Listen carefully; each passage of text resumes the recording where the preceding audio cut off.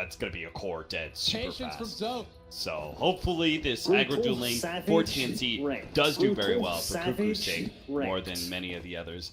Meanwhile, LGD are going to be looking at this to just farm Ame up, farm, just like last game with the Morphling. I'm not exactly sure where Leshrac fits in this patch.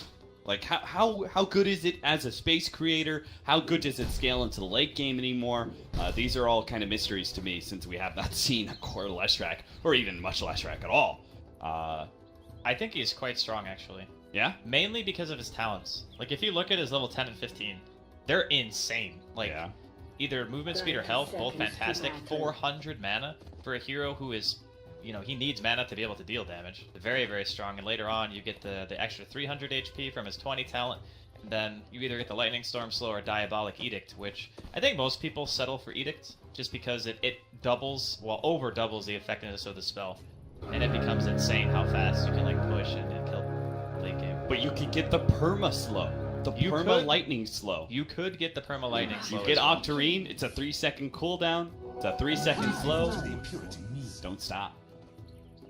Yeah, I think it's actually 4 seconds slow, though, because it's 1 second plus the 3, so it's more than 100% uptime if you have Octarine. Damn.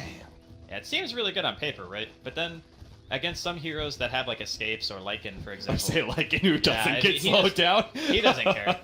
But that's why I think Lesh is picked here, because Lycan is the hero that wants to be in your face, and when you have Pulse Nova and Edict going at the same time, no matter how much damage you do, you're gonna get chunked, right, before you can take down that Lesh, and it's really... I think a bit easier to itemize on Lesh against this style of team. You know, once you get your BKB and an armor item, you're good to go. You just walk in there. So Sam H does manage to successfully cut one creep wave.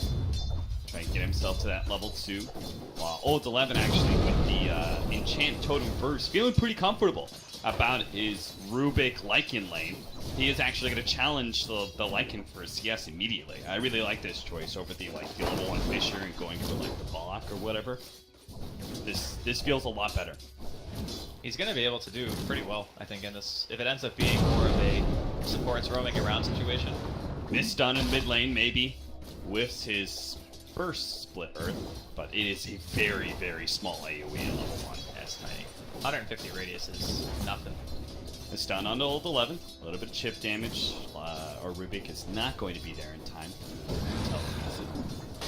This Poor Man's Shield is going to do an insane amount of work against these supports. And they do get the D ward though, so a little bit of a bummer here for Old 11. But Rubik just does no damage. Like, I guess with a Howl, that might be enough to supplement. Yeah, with the combination of stuns plus Howl, they might have enough damage to bring it down, as they do so now. The Enchant Totem Aftershock gives him a little bit of space, but they're still going to write him down. One more right click. They find him. Tim's is going to be the one to collect that first bounty. That was a clutch tango. He knew that Old 11 was going to juke to the right, so he ate the tree in front of the other tree. That gave him vision to be able to get the last autos up, so nicely done. Howl coming in huge. This is a level 3 Batrider. His lane is going very well for himself. Now, he can't really get too much on the offensive, because Sticky Napalm can just be removed by Fortune's End. But there's no real threat there either. Yeah, he can't die in this lane. He has to, like, dive the tower, I think, to end up falling here.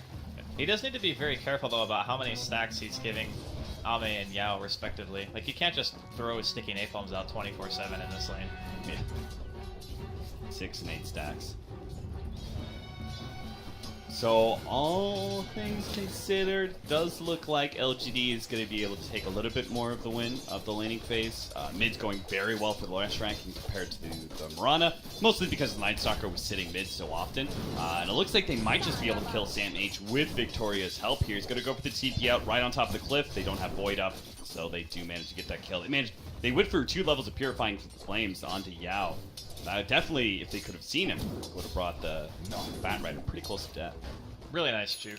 Just getting himself in that one spot where there's no vision. And for now, I think that it's just going to be a lot of moving around from, you know, Victoria and Tim's on either side. Just seeing if they can find anything. A stun into an arrow can very easily be a kill on maybe in the mid lane, especially if he's not topped off. And at the same time, I guess it's a bit harder to kill Kuku because he does have the leap. So maybe there will be less pressure from LGD, like from here on out, going towards that middle lane. Old 11 beating some ass here in this bottom lane. Dude, poor man's shield is god tier in this matchup. Like, you can't kill him. He's forced Raven to burn through all of his region. Now, he may be caught here. Yeah, this is the downside of so much aggression, right? Is that eventually you are going to get caught by a rotation. With the Howl damage, they're doing so much work. Victoria is going to be able to come down, goes for the slow onto Raven, but Tim's going to be the one to be able to catch up to him and does have a Burrow Strike up. Yao's going to come in, try and get some more. They're going to hold on to Tim's. Victoria's going to chase him down with a Void. They are going to be able to get that kill. The other TNC members just not really able to do anything. Lycan doesn't have the movement speed to keep up with these heroes, and Rubik doesn't have the damage. The Howl gone away. Contesting a stack. Mage time to run.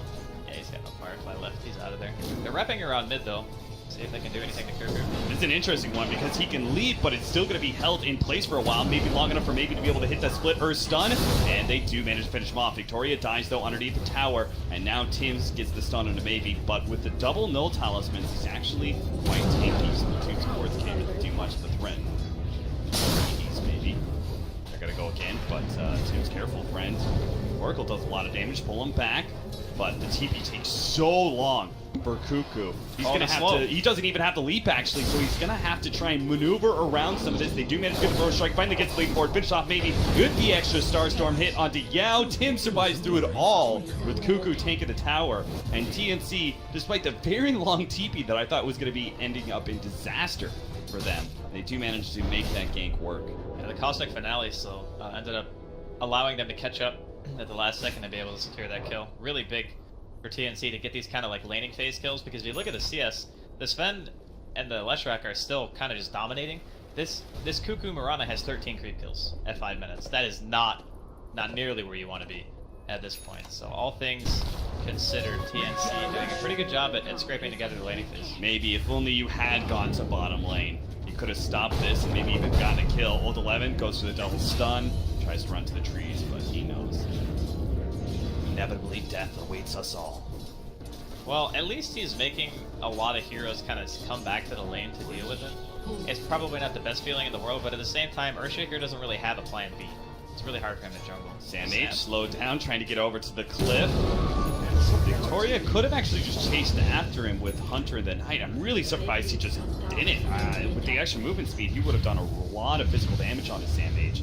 And then the Void could have finished him off, but does get another Void in now. SamH bumps it back over to mid lane. They do manage to kill maybe. Tim's in 14:37 rotating into mid lane once again, leaving poor Raven to the mercy of the Earthshaker. This Rubik is level 5 at 6 minutes. Damn. What the heck? 14:37 and Tim's. Like, we don't normally see this dual roam a whole lot. Like, a lot of the time one support is dedicated to trying to zone out, but together they're just able to do so much on the map. They're going to be wrapping around deep on this bottom lane. Maybe he's even going to TP. He thought about it last time. This time he's going to commit to trying to kill Raven. Either going to hit this split earth. It's level 3. Has to use it too because here comes Tim. Managed to get the stun in. Victoria's going to slow down Raven. Trying to get farther back, deeper into the shrine area of LGD. They are going to be able to body block Raven in. Looks like he's going to be dead. Maybe fights up against 2. Burrow Strike actually does kill Maybe, but it slays the Sand King first. Jeez, man. This game is just non-stop. 12 kills in a 7-minute game. Basically every single lane is fighting except for top.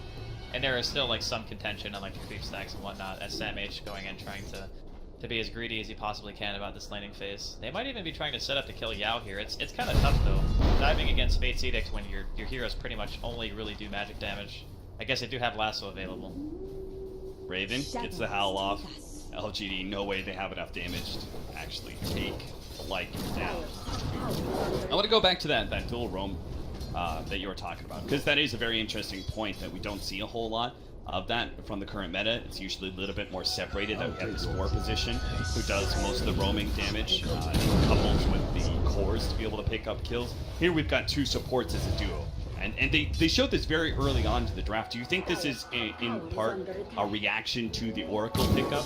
Like, seeing this Oracle and knowing that it's just not really that strong of a rotating hero in comparison to the duo that they're going to be running, the Sand King and Rubik? Do you think that's in some way a draft abuse, that they see as this weak support here and they're just like, we're just going to go for kills on our support, and they won't be able to keep it? Well, they just experienced it in the last game, right? Yeah. I mean, you're basically just saying exactly what happened to TNC when they had the Oracle themselves. Again, the old 11 is going Got a TP, but not sure if he makes it out of this one. And that's a really good Fisher block. Cut through the trees, 1437 might just be able to spot him last second. No, the TP out first. Meanwhile, mid lane, LGD, they're trying to clear through this creep wave so they can get to the tower. Get a little bit of diabolic eating damage here, but TNC will stand strong in front of the tower while Cuckoo takes the tier 1 at top lane. Net worth chart. There are a lot of TNC members looking pretty healthy. Even the Sand King at 2100, while maybe suffering pretty badly. But Ame is always the top net worth, it seems, for LGD. Well, I think there's a lot of what you said is true about the dual roam and just Oracle's inability to react kind of to that. If you're not already in the place before the dual stun goes in, so we see a lasso top. That's an easy kill. But if the heroes aren't already in position to stop the double, even potential triple stun with the Mirana arrow coming out from Cuckoo, it's already too late. Like, if you TP as that gank happens, you're not going to make it. Dire's top tower is under attack. 3-man smoke up. Yao, he had a ward down already, and he's going to lay another ward. TNC, I think they spotted the Oracle last second because they knew where the ward was. Oh, Ame, so greedy, going to be trying to farm this Ancients. It's just going to get popped by all that magic damage. They saw that, right? They saw that from this ward. I think, at least I thought they did. Do you think, like, maybe they just thought the rotation was going to go mid or something? I think it's super dangerous to farm low ground when you see that. Yeah. Like, regardless. That was so greedy from Ame. Even if you think that they're going to go to another lane, you probably still at least walk to high ground, right? Because it's right there. Yeah. Like, you pull the camp out and you try to stand near your shrine or stand near the other high grounds. But nonetheless, another solid kill coming in from TNC, just pressuring the map super hard this game. Arcane Boots, double null talismans, and a magic wand. Or maybe as he starts building into Bloodstone's second item. I was wondering what the build was, maybe if it was going to be heals or something. Yao is sitting behind Old 11, but he doesn't have False Promise. And TNC are beginning to corral LGD in, but with the Wolves scouting, they don't really feel comfortable diving in deep, especially since they saw Maybe's TP. Cuckoo doesn't have a lead to be able to get away from this one, so the Fisher sets up the split earth. That was TNC this time around, being a bit too greedy, trying to force kills and force towers down. He leapt aggressively towards the tier 2 tower of LGD in this off lane. Not entirely sure if he was expecting like less of a reaction, but they do have some wards in the area, so maybe he felt a little bit safe, ended up putting himself a little bit too far out of position. Gives away quite a bit of gold to this Leshrac, who up until now is definitely suffering. Maybe with a few deaths under his belt too. But all this action across the map, and Ame himself still sitting atop the net worth, only with 1 death, and he can just kind of safely farm away. That kind of aggression, you know, if they like waited, say, 30 seconds to make that kind of move, the Bat Rider's pushing out top really hard. Yeah. So at that point in time, like, eventually he's going to force a rotation, then he could go into the knowledge that even if they do TP, you know, it's going to be some sort of 4 versus 4 instead of a full-on 5. But TNC, I think, just kind of jumped the gun a little bit. Really want to be able to force kills while they can, knowing that LGD is going to be playing quite heavily around this jungle area. So if they could take away some of these outer tier 1 towers, especially the off lane tier 1 tower as well as the mid tower, can kind of open up that off lane jungle to invasion a bit more. I think that it speaks volumes about how TNC feel their chances are against like the mid late game of LGD, just because of how little they have to really deal with the Sven. I mean, sure, you're going to be able to get a diffusal blade eventually up on Cuckoo. Oh, Burrow Strike. Old 11 is going to be able to get on top of him with the Enchant Totem. He has Echo Slam, but Ame doesn't want to follow that one up. And it's a good thing, too, because they do have 1437, who stole Split Earth just a minute ago from the Leshrac. Managed to pick up 1 kill. Ame's going to be able to go on to Tim's here. Split Earth from maybe himself is going to be able to hold the Sand King a little bit longer. 1437. Turns around, just gets whatever damage he can. Throws out the Faithful because he knows there's no escape from LGD, who brought 4 heroes down to this bottom lane. Really nice reaction from LGD to the coveted tier 1 safe lane tower. And in the meantime, though, Raven's making the best use of his time. He's in the top lane, he's near the tier 2. He's going to force at least one person inside of LGD to go ahead and TP back. And they're also getting a little bit of damage on the tier 1 in the mid lane. So it's not as if TNC just lost that hero for no reason. Or heroes. As pings. They know Samage is here from this defensive ward earlier. Now Samage is going to be able to grab Victoria, which lands into the arrow, but with maybe outputting so much damage. He quickly kills the Batrider and shoos Cuckoo away. Now, Old 11 is looking to cut him off, especially since he has the Echo Slam. They've got the control to be able to catch Cuckoo as well. Throws the Fissure towards the Snake King. Doesn't quite hit him, though. Still, LGD take another 2 members of TNC down to the grave.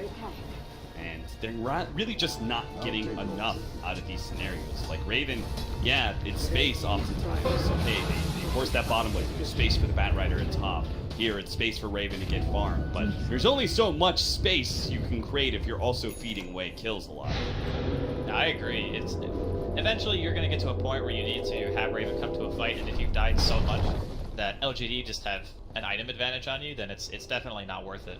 I just don't know what they really do without Raven having like the one extra item and perhaps a BKB. Because can you walk into Sven, Earthshaker, and a Lesh? That is an insane amount of damage. Like normally Lycan wants to walk in, he wants to hit, you know, one hero and just say, okay, you're dead. But if he focuses somebody against Warcry and also having the False Promise as well to fall back on, you can't run in. You just can't. So now you need to wait for like a Batrider pickoff. They're going to be more reliant on their capability of split pushing and trying to force a favorable engagement in numbers, I think. TNC to feel comfortable taking a fight. We casted a game of TNC where Raven went the same build, right? The Mask of Madness Armlet, Yes. as opposed to the Necronomicon. That's been coming back in vogue a little bit. I can feel the positives of both, right? I can see the negative aspect of Mask of Madness because you're facing it up against physical damage. Book is great against Lesh though. It's And very yeah, good. exactly. And there's a positive side. A Book would have been a lot better versus the Leshrac. But then you would have Book Wolves against Earthshaker, where there's that, you know, potential for a bigger Echo Slam. Where do you kind of lead on this scale? Which item build would you have preferred? So the Mask of Madness doesn't really give you too many downsides against the magical damage heroes anymore. Sure. So I kind of see like the farming capability of it being great. Armlet is just another really cost-effective item.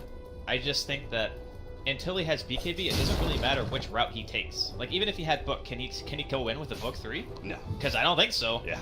I mean, can he go in with Armlet Mask of Madness? Probably not. It's going to be down to can they outnumber them. Yes. 4-man smoke up, LGD. Gonna pop the darkness here. Victoria is gonna lead the way to try and find a hero. Raven does manage to get off his ultimate before the silence. Dodges? No, doesn't dodge the split earth, but they do manage to come in from behind. Tim's hits the epicenter, and now the turn from Raven. He baited it all out. Now TNC lay out the trap. Maybe he's gonna die. Raven holding his position around the Leshrac to minimize the damage. Still he's sitting at half HP to hold on to Old 11. He can start committing some damage, but as the lasso fades out, he does manage to get the enchant totem. Echo Slam hit as much damage as possible, but really LGD have lost too many members to try and fight that one. Both the Sven and the Night Stalker give up on that engagement. They even had a double damage God-Straked Ame, but there was just too many members of TNC up for him to fight. That's the ideal engagement. First, they're fighting around nighttime because the Night Stalker popped his ultimate. So you get the double benefit of the Howl during that. The second thing is, LGD were not all there at the same time. So when I say they need to outnumber in order to be able to fight LGD effectively, that's pretty much exactly what we're talking about. Because what if, you know, Yao's able to get his False Promise off onto Maybe? Like, he was doing a crap ton of damage. He just doesn't have any armor items, so he still kind of got chewed through. He needs more to be able to kind of tank through those fights and get that sustainability going for himself. And Ame wasn't there to be able to pop Warcry either. So they were not as one unit when they initially engaged, and that's why TNC were able to win. So we need to continue with your TNC, just pushing these lanes, pulling LGD apart, finding the optimal situations to take the fights. Sam H is getting closer to the Blink Dagger. Certainly help out if they have that extra form of initiation. Create a whole lot of chaos between the Sand King and the Batrider. Oracle may not know which target to be able to throw the False Promise on. Well, Cuckoo, how's his damage coming along? He has the Dragonlance, has the Yasha. I'm assuming to use a blade is his next item choice. I would think so. I don't think against he's getting the Manta. against that team, yeah, Manta style just seems really bad actually. Maybe he even goes SMY. The prize is mine. I'd be kind of down with that. A little bit of boost, and then you could break it apart for the Manta. I think so. I think, well, he could either do that or just go straight to Diesel.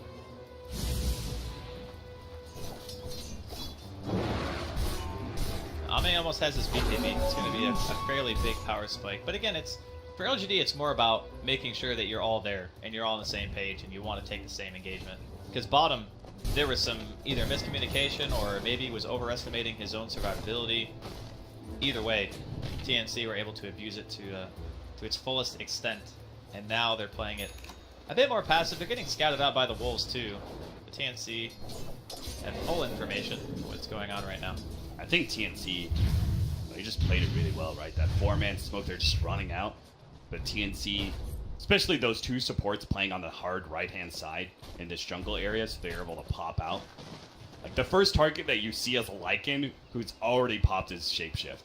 You know, that's just really good read by TNC to see what was happening. The gank was coming, and just kind of keep the best targets, which probably be like the squishy initiators, like the Batrider and Zanking. Like those would be the best heroes for LGD to jump on first.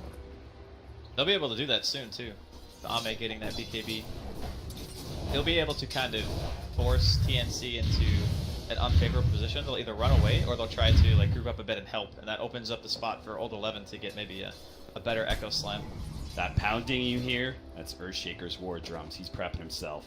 He wants a kill. He wants it pretty badly. He wants to keep that enchant totem up for the extra hit, but Tim's just not going to show himself. He sits on top of that creep wave. He uses 2 different sandstorms to push out, and then backs away. He doesn't want to put himself too far out there. Potential pick against LGD. It is nighttime now. TNC picked up a double damage onto the Rana too, so I think they're going to be feeling pretty comfortable. Oh, they know Ame is not there. The Wolves scouted Ame. TNC want to go. With the Moonlight Shadow, they're going to be able to pick up Victoria. Telekinesis back, trying to hold him in place, but Tim's actually wants something bigger, and he's going to be able to see maybe. That's a big one. False Promise immediately going down. Tim's going to be able to get the follow-up disable, and here comes Raven. Echo Slam onto Tim's, but it's not nearly enough damage to be able to bring down the big cores as they now come in. Raven's on full HP, and Chantotem going to be able to slow him down. Cuckoo comes in with the extra bit of damage. Finally, Ame is here and managed to get 1437 in the back lines, but maybe he's still going to be ripped apart by the big hound. Raven, he's out of shapeshift, and Ame has both blink and a hammer coming up. Raven, can he survive through this one? They desperately need a bump back. The Flame Break's going to be able to get it, and he gets the armlet toggle off. So now maybe it's just going to be kited around, jump forward, and kills Victoria. Nice play from Cuckoo. Gets them both.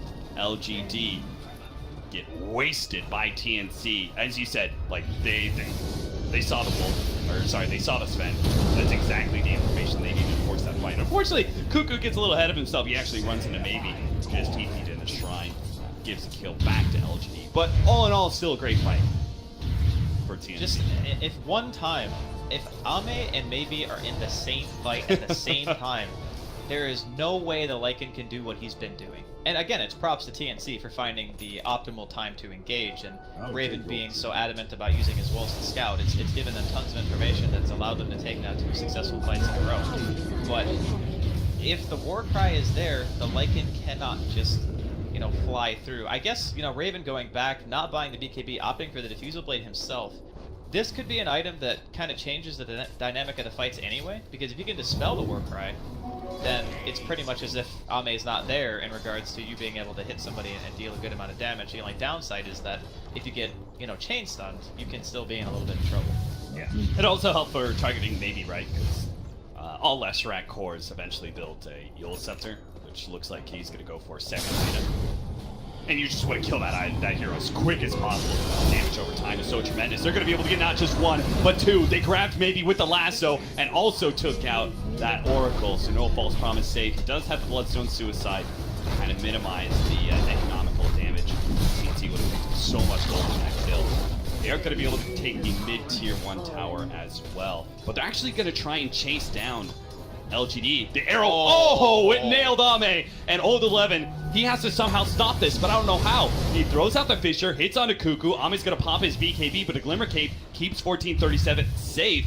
They are just going to be able to kite around Ame, and he needs some sort of miracle couple of hits. Oh, nice blink away.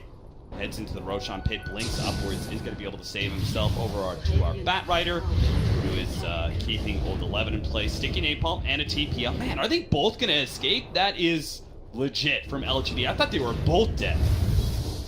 The juke coming in from Ame was really nice, because as soon as Cuckoo leaped in, the Sven turned around and he says, oh, okay, you want to leap into me, I'll just match fight you. So Cuckoo tries to use the vision of the Roshan pit to juke, and instead Ame, realizing that he's actually the one in trouble, uses it to get himself out. Very nicely done, like you said, from the side of LGD. Still, though, a lot of problems now because those 2 fights that TNC took were so favorable for them, like the Leshrac doesn't really have many charges on his Bloodstone, it's down to 6. He bought Boots of Travel, which is fine. You know, they'll be able to play, I guess, a little bit of split pushing, but against the Batrider, who already has Blink and will soon have a Force Staff, it's very scary to get out on the map like that. You're going to need a support behind you, I think, almost at all times if you want to start to play that kind of style of Dota. Yeah, I think LGD were looking at their strategy, really hoping that with the Leshrac and the Bloodstone pickup, as well as the Blink Dagger on Old 11, that they would be able to contest TNC 4 versus 5 a lot of the times. And they would get Yule Scepter and then make maybe Leshrac even stronger. But now they have to fight, man. They've lost too many fights. They need this Sven desperately. He's still sitting way ahead of anybody else. Kuku is going to be caught. LGD bring down that mid lane. How can he walk there? Trying to go for Manta. I'm so confused. I didn't even know you could. I didn't know you could walk that way. Oh, yeah. There is actually a path that can go all the way over. Oh, yeah, it's the 1 tree block. I remember. You can, like, tango and walk through. That's nice. Good stuff. It buys a little bit of time, I guess. There was, like, 4 heroes, I think. 3 heroes that walked up top from LG to get that kill. And Raven has just not been under any pressure for a very long time. He's been able to freely walk into fights. He's always able to hit the target that he wants. They get the kill. They get out. And pressuring a tier 2, while LGD themselves are looking at a tier 1. TNC, what do they do in this position though? They back up. Start prepping to defend their tier 2. They just keep on going. I'd be pretty scared of getting caught if I approached that tier 3 at all. Especially since Kuku only just now reviving. Did go for the Manta first, so I guess he's not really feeling comfortable about the Night Stalker silence. Yeah, I mean it's a fine item to save yourself. If you're looking for just solely a defensive utility, Manta is still fine in this game. It's just not useful against like Sven and Lesh and Earthshaker. The illusions don't really offer much aside from like split pushing potential and a way to dispel yourself. 4-man smoke up with the Moonlight Shadow. So they're going to run into Ame, be able to quickly burst him down. The Oracle's just a bit too far away. So big kill. Big kill. Because, you know, bottom lane's decently pushed out. Mid's already pushing in. Light can just handle top lane. So they can go for an objective off of this one. Could even be Roshan. Roshan's actually up. We haven't talked about him. It's been a lot of fighting, so that's exactly what they want. They even have the Stolen Warcry on 1437. Doesn't seem like a huge spell, but 20 armor, 12 movement speed for 8 seconds. It's amazing. That's gonna be sick, especially versus the Sven. Yeah, exactly. Like, who does he go on? Yeah, Raven's like his effective EHP just jumps up so high when he gets that Warcry, because they're already sitting on 2,900 now. LGD, they're kind of holding on, expecting some sort of mid push from TNC. There probably will come with this fresh Aegis. Take them. Oh, quick, run, Tim's.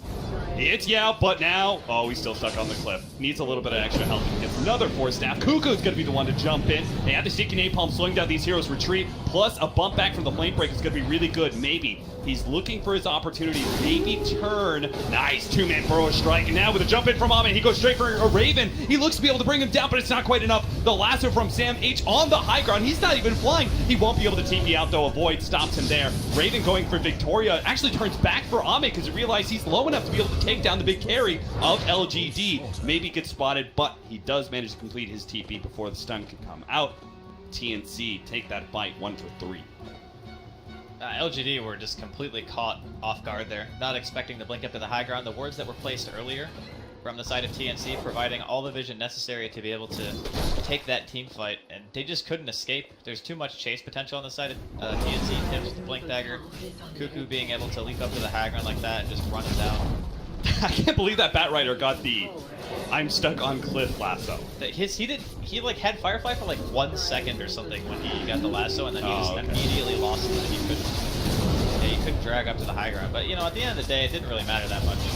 They couldn't even take the Aegis off the Lycan. Like, Raven is still walking around with the second life, and now he's got a full BKB on top of this. So this Roshan into teamfight has already secured TNC enough time to get Raven potentially one of the biggest power spikes if he's going to hit the whole game. 24 to 14. 28 minutes in, 5,000 gold lead for TNC, 3,000 experience too. Shiva's almost finished up for maybe that will help him so much against some of these heroes, but I still feel like he is just like too much magic damage as well. You know, like the Murata coming in with the Diffuser Blade and such. I do think that it's kind of at that point where a Lesh playing from behind. They're trying to go on Ame first. Now, we'll see if this actually works for him. Maybe he's going to be able to sidestep the arrow. Ame's down to half HP already, but it pops the BKB in the God Strike and turns and fights Raven. He's now going to be able to see Sam H. He'll take that kill instead. False Promise actually saving him. His drops lower and lower, and now he's in a good position, a better position with a Shrine activated, plus the False Promise. This Epicenter's not going to do anything. Ame's actually going to heal up a little bit. The arrow comes in, actually hits an Ancient instead. Old 11 holds on to the Fissure to be able to finish off Raven's Aegis. And 1437 going to be hit by the Enchant Totem. Great extra kill from Old 11. And the back line's Tim. He looks to be able to catch Ame, does so successfully. Victoria's going to be able to run himself out. And a fire by Lasso, just Lasso actually, going to be able to grab Old 11. So LGD, that was actually an okay fight considering the Aegis advantage that TNC had. They were able to fight around False Promise, and Shrine ended up being a 2 for 3. Even 2 for 3? They got the Oh Aegis. yeah, the Aegis. Yeah. So even with all that, you know, it was a good fight, I guess, considering the circumstances, but TNC are still going to be feeling pretty good about their situation. Like Raven, he's still not really been killed yet, outside if you want to count the Aegis. He's going to get his level 20 soon, so he can either get the evasion or the cooldown reduction. I'm not sure which you take in this case. You're probably not that scared to spend anymore, considering your item progression is just kind of outscaling him, so maybe you favor the cooldown of the BKB and shape it a little bit more. But like right now, getting the tier 3, being able to open up the shrines, once again, TNC dealing just another solid blow to LGD here. How did that fight go so well for TNC? Because I thought like they got the False Promise off and then into the shrine with a Leshrac on top of the shrine as well, which is just added value since he uses so much mana. So I thought that would have been great for LGD. It looked pretty good. I might have to hold that thought as LGD looking like they potentially wanted to fight, but again, the vision around this area, one ward just fades from TNC, the other one will be soon to follow. I think a lot of it has to do with how Sven functions in fights, and like once he's kind of blown his load, he can't really do that much after the fact. Yeah. And if you look at Ame's items, he doesn't have the damage build. He has the I need to stay alive build, which I think is not really what you want when you have an Oracle, because you buy yourself 8 seconds of free auto attacks during False Promise. During that 8 seconds, you want to kind of ensure that you're getting as much damage out as you feasibly can. And I think that Ame's been forced into this itemization path that's not allowing him to do it. Yeah, I would agree. It felt like Ame's damage is just pretty lackluster in a lot of these fights. I mean, he turned and started hitting Sam H, and it took him so long to actually bring Sam H even close to death. The Lycan is just insanely tanky because his first 2 talents give him an insane amount of raw health. I think it's like 440 between the 2 of them.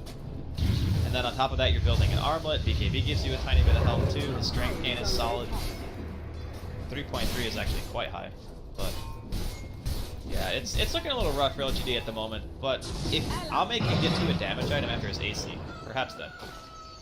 Smoke with Moonlight Shadow again, offering the opportunity for a clean initiation. Fissure does slow that down a little bit, but Victoria may be just an easy kill for TNC. They group up quite a bit. Force Snap, double Force Snap on a Cuckoo, trying to get away from maybe, but it'll be run down by that ultimate. Ravi's actually going to go for the back line, just rips apart the Oracle with his BKB and runs out.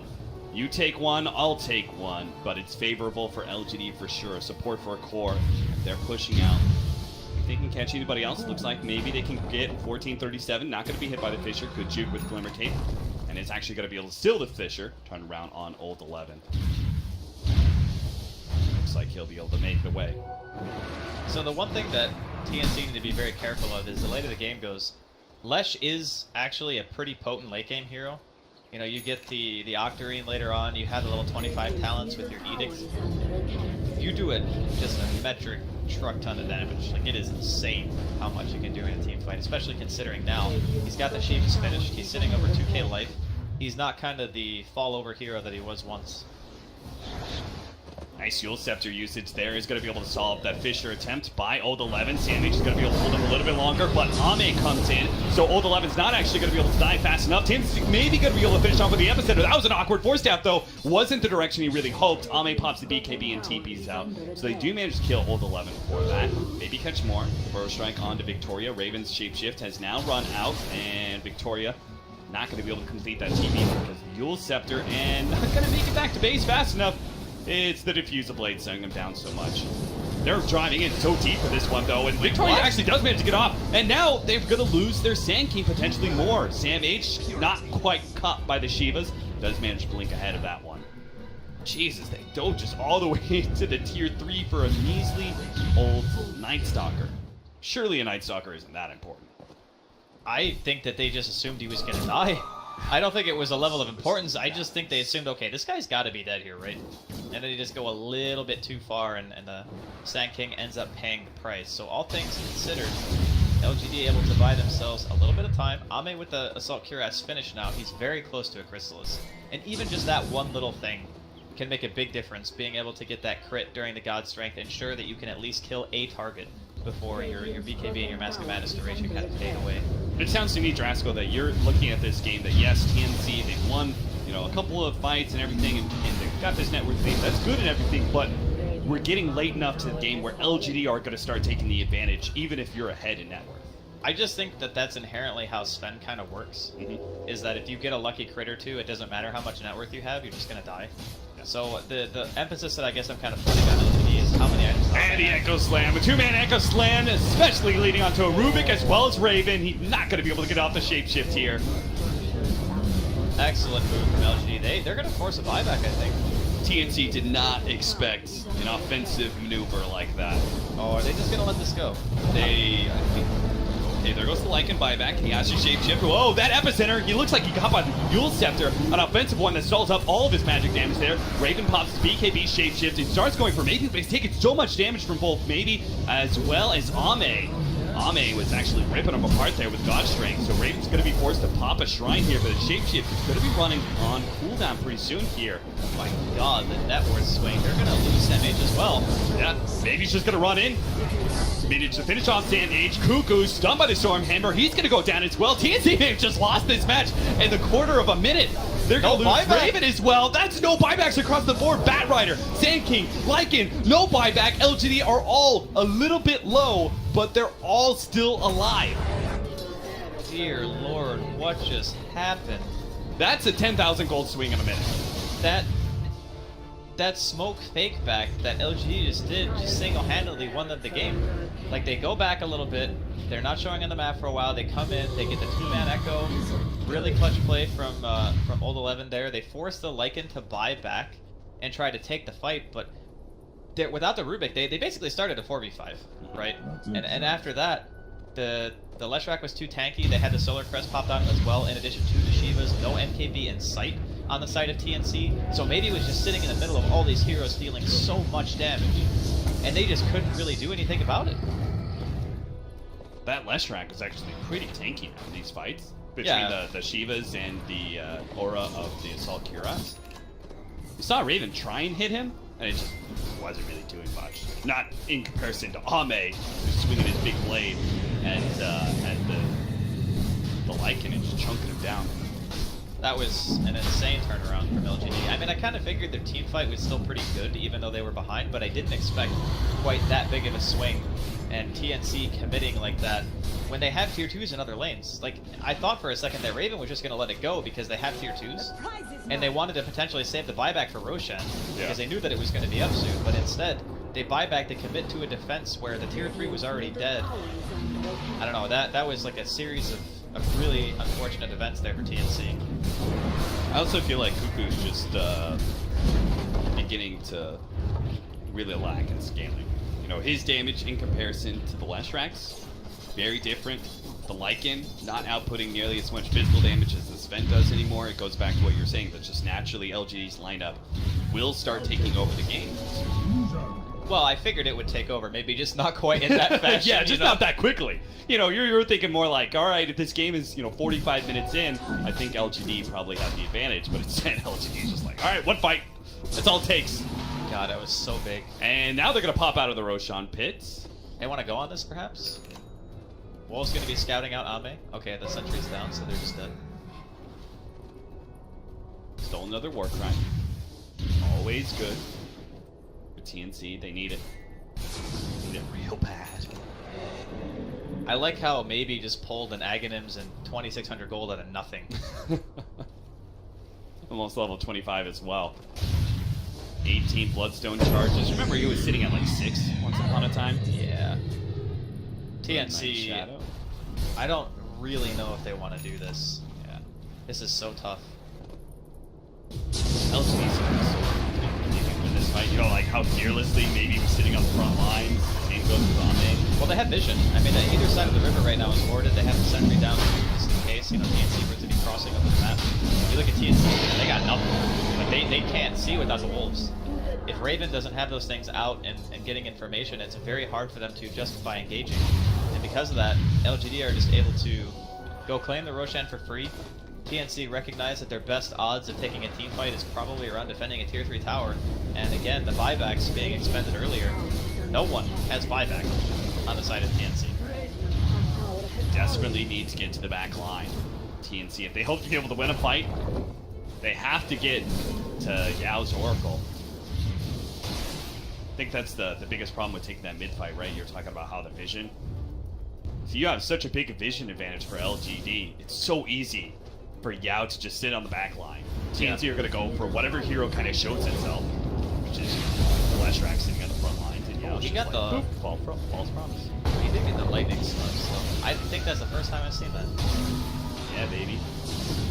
Slow for days. I mean, it's really good, for sure. I just figured, you know, since they were the ones now who had the lead, that the Diabolic Edict in the sense of pushing would just be kind of tip the scale, I guess, in the decision making. But Yeah, I would actually agree with that. I'm curious to see how it works out, though, because I personally have never... I pretty much always competed. In team fights without creeps, Diabolic Edict would have been a lot more effective. And, like, say the Lycans start trying to go for the Leshrac. Yeah, That for is sure. a defensive measure, you know. But just you running also- all those explosions. You also have the perma slow now, and it's so easy to stun when you have a 4-second 75% slow. Like you can just lightning into stun like over and over and over again. You just can't run away. He almost has Lincolns as well, which will stop the initiation of both the Bat Rider as well as Sand King. Rubik. Really cool to see Leshrac again, especially in a mid capacity. Haven't seen that hero. I'm not sure how many times we've picked in the group stages. This is the first time you and I have gotten to cast him. Pretty cool stuff. And it's also, you don't... Ooh! Oh, the 11. He's been really fast on those counter blinks. You know, when we had Tim's blink right here, and instantly, boom. Yeah. Oh, the 11 blinked down. It seems like whenever he positions himself a little bit forward like that, he's got maybe like even queued up. His blink dagger just ready to spam that button real quickly. Dude's a boss, man. One of the best offlaners, in my opinion. He was a monster at the group stage. Maybe gonna be dragged all the way back to the tier 4. This is why you need that Lincoln's, but an Aegis will help him for the first round. LGD are just gonna bang on that tier 3 in time. God Strength now, pop by Ame, but he's gonna be kited around pretty heavily. They do have the false promise for maybe second round, so they'll get out, but the Epicenter's gonna be able to catch Ame. They don't have a saving grace here, unless a BKB and a Fissure block can actually keep them at bay. TNC could not get around that one. That was so close. Oh. Ame just 100 HP. I think that TNC will be pretty happy with that. I mean, sure, they got some damage in the tier 3, and LGD still maintain a decent amount of map control, but you take the Aegis and you don't lose anything. That's a win. Because now it's going to be a lot harder for LGD to justify walking up that hill again. I mean, if they want, they can commit maybe to buying the full Lincolns. He has the money for it, but then you won't have buy that. So they buy themselves some time. They have a smoke as well on LGD. Maybe going for another play here. Does time change anything for TNC? Are there any items that you feel like... I don't think so. Yeah. I really don't. They're all just kind of like minor, like, okay, that's okay.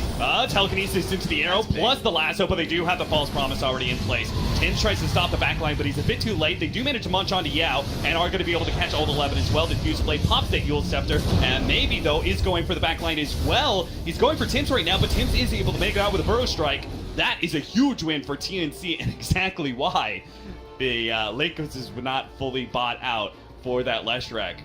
TNC, they're not going to lay down in this game. They're not going to let LGD win. Going to man up, take the fight, win it. Going to be able to go for the high ground. They may be forcing the buyback. They manage to get the stun immediately onto Ame as he tries to go for Raven. Above back. Oh, what an echo slam from Old 11.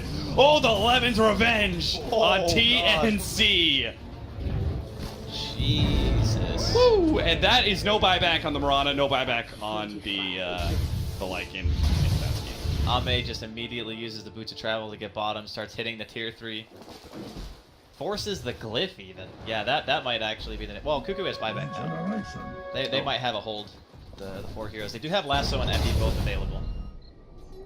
If LGD are not careful about this, they do not have an Oracle, so there's not going to be any save for the Lasso. Lycan was just 500 gold away from having a buyback.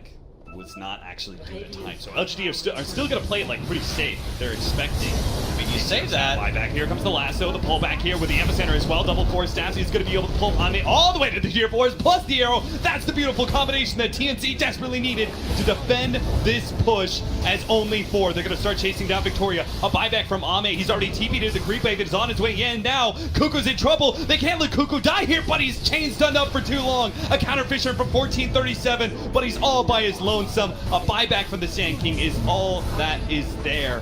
The 2 of the supports against the horde of LGD. There's no chance in hell. They do have the Lycan up in 5 seconds, but come on, it's 3 versus 5. How could they possibly do this? Even with the Lycan, it seems to be a little bit too much. Okay, one at a time, maybe one at a time. They're going to be able to get Victoria here. Bring him down. Tower shots, maybe. Oh no! Ame comes back in, almost kills the Rubik. He's been Yule Sceptered up. Telekinesis now. They are going to be able to get some chain stuns onto Raven. Glimmer Cape is going to buy him a lot of time until the vision comes out. Raven in trouble, down to half HP. TNC is also in some serious problems as that Fisher locked him down. Raven pops his head back out from the fountain, but cannot do enough. Tries to go for maybe again, but BKB wears out. Old 11 instantly hits him with the Echo Slam, and that's it. That's game. TNC lose game number 2 as well. LGD get the full sweep. Really, I don't know if I would say that it was like a super crazy comeback. It was only a 6K network lead, but in the fashion that LGD came back into the game was impressive. Yeah. Just a one really decisive fight. They knew exactly how far they could push it. They forced all these buybacks, Roshan spawns that get the perfect time. Everything about it just uptime if you have Octarine. Damn. Yeah, it seems really good on paper, right? But then against some heroes that have like escapes or Lycan, for example. I say Lycan who doesn't get he slowed down. He doesn't care. But that's why I think Lesh is picked here, because Lycan is the hero that wants to be in your face. And when you have Pulse Nova and Edict going at the same time, no matter how much damage you do, you're going to get chunked, right? Before you can take down that Lesh. And it's really, I think, a bit easier to itemize on Lesh against this style of team. You know, once you get your BKB and an armor item, you're good to go. You just walk in there. So Sam H does manage to successfully cut one creep wave. Try and get himself to that level 2. While Old 11 actually with the Enchant Totem first, feeling pretty comfortable about his Rubik Lycan lane. He is actually going to challenge the Lycan for a CS immediately. I really like this choice over the the level 1 Fisher and going for like the Bach or whatever. This feels a lot better. He's going to the late game anymore. These are all kind of mysteries to me since we have not seen a core Leshrac or even much Leshrac at all. I think he's quite strong, actually. Yeah? Mainly because of his talents. Like, if you look at his level 10 and 15, they're insane. Like, either movement speed or health, both fantastic. 400 mana for a hero who is, you know, he needs mana to be able to deal damage. Very, very strong. And later on, you get the extra 300 HP from his 20 talent. And then you either get the Lightning Storm Slow or Diabolic Edict, which I think most people settle for Edict just because it doubles, well, over doubles the effectiveness of the spell. And it becomes insane how fast you can like push and kill late game. But you could get the perma slow. The perma lightning slow. You could get the perma lightning slow. You get Octarine, it's a 3-second cooldown. It's a 3-second slow. Don't stop. Yeah, I think it's actually 4 seconds slow though, because it's Oh, 1 that's second true. plus the 3, so it's Yeah. more than 100%.